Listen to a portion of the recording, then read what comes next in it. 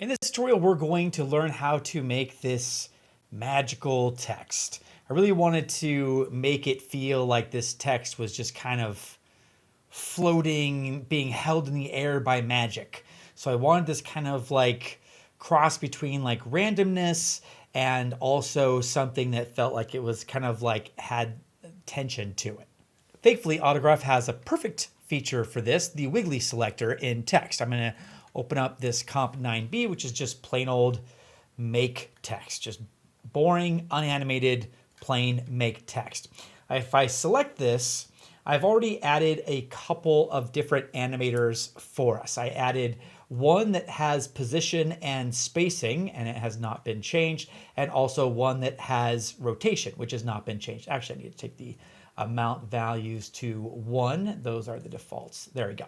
Now, when I adjust one of these values, like say for position, for example, you'll notice that it affects all the text. Same thing with the rotation one here. It affects everything. And also, as we adjust things, it doesn't animate. It's just saying everything in this range adjust this much for all time. But to each one of these animators, we can go back and add not only a property, but we can add additional selectors as well, including a Wiggly selector.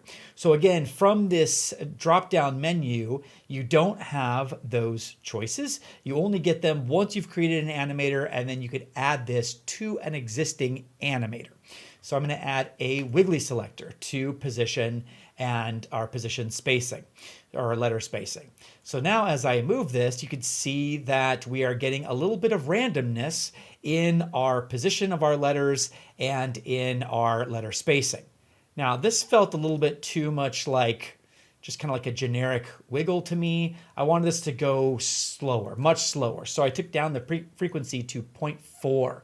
So we have something a lot more slow and kind of like undulating a little bit, just kind of slow and elegant, but still too uniform. So what I did is went and made a second animator here with rotation. And the reason why I separated them is so they could have different wiggly values to make them kind of feel more random.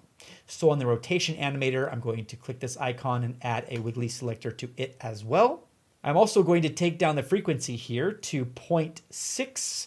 So a little bit more frequent. They don't match. The two wiggly values don't match. So the rotation wiggle and the position and letter spacing wiggle are happening at different times. And you can just kind of like feel that more than you can see it. Now this is pretty subtle. So what I'm going to do is on the Wiggly selector for the rotation value, I'm going to take down the minimum amount.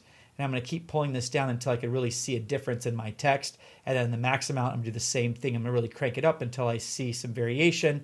And then now as I play this back, you see that we are slowly moving and still kind of bopping. It's not quite enough though. So one of the things that I did was adjust the correlation. The correlation value kind of like keeps the elements kind of connected a little bit. So as we increase them, then they kind of move together more. As we decrease correlation, then each character can kind of be its own little autonomous agent a little bit more. So as we take that down, maybe I'll go over to the Wiggly selector for position and spacing and take down the correlation for that one as well.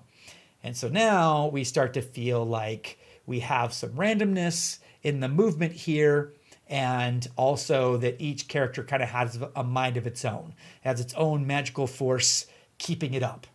And I just want to point out that we haven't set any keyframes at all. We have a fairly complex animation with magic and bopping and all that jazz, and didn't have to really do much to make that happen.